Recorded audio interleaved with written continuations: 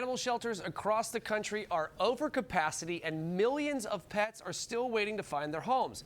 This August, Hill's Pet Nutrition is teaming up again with NBC Universal Local for the Clear the Shelters campaign to help address the capacity crisis and encourage shelter adoptions. Joining us to discuss is best-selling author and animal advocate Hannah Shaw. She's also known as the Kitten Lady. Hannah, thank you so very much for joining us today. So what can you tell us about this year's Clear the Shelters campaign, and why is it especially important right now? Thank you. Well, Clear the Shelters is the largest adoption drive that happens nationally every year. This year we have more than 1,700 animal shelters participating, and this is really all about helping animals find loving homes. Unfortunately, we have millions of cats and dogs entering shelters every year, and these are, sweet animals who are hopeful and awaiting somebody to go in and choose them. So Clear the Shelters creates this wave of awareness and life-saving action to get these animals into the loving homes that they deserve. That's fantastic. I have a huge heart for all the pets, all the furry friends out there. I can't stand to see any of them like in pain or to see them like without a home. It drives me crazy. All right, so for people who are thinking about adopting but are feeling unsure, what advice do you have for first-time pet parents?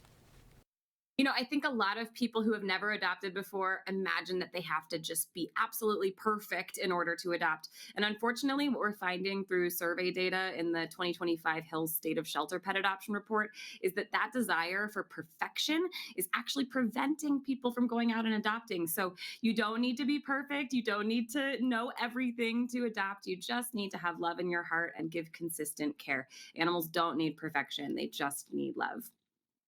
That's exactly right. The dog's not going to be perfect. You don't have to be perfect. The dog's going to give you unconditional love. It's just what it wants in return. Is right. So do you have any tips to help make the transition from shelter to home a smooth one, especially for both pets and parents? Absolutely. Well, it's a transition for the animal and for you. So, setting up a home base where you can have the animal decompress and you can get to know each other is really good. Animals really thrive on predictability. So setting routine and just having them know, okay, here's my food and my water, and I know what my schedule is. That's going to start to build the foundation of that bond. And then in terms of nutrition, that's another big thing people ask about. And good news for adopters this month in August, if you go to a shelter that's participating in Clear the Shelters, they're going to have these adoption kits for you that are filled with goodies to get you started, including a bag of that really high quality Hill's Science Diet food so you can have good nutrition from day one. I love that. I love the little care package. That's fantastic. Okay, so how can people get involved in this year's Clear the Shelters campaign?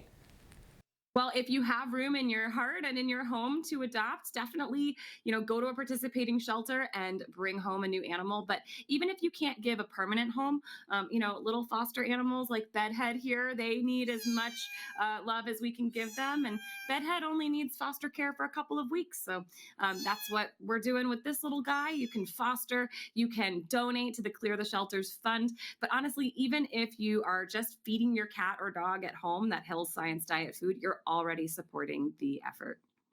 Oh, Hannah, Bedhead. What a great name. Look at that little kitty. I love it so very much. Okay, before I let you go, Hannah, where do we go for more information? You can go to hillscleartheshelters.com. Fantastic. Thank you so very much. I really do appreciate your time this morning, Hannah. And guys, if you want to catch this segment again or others like it, just head over to First Coast News Plus.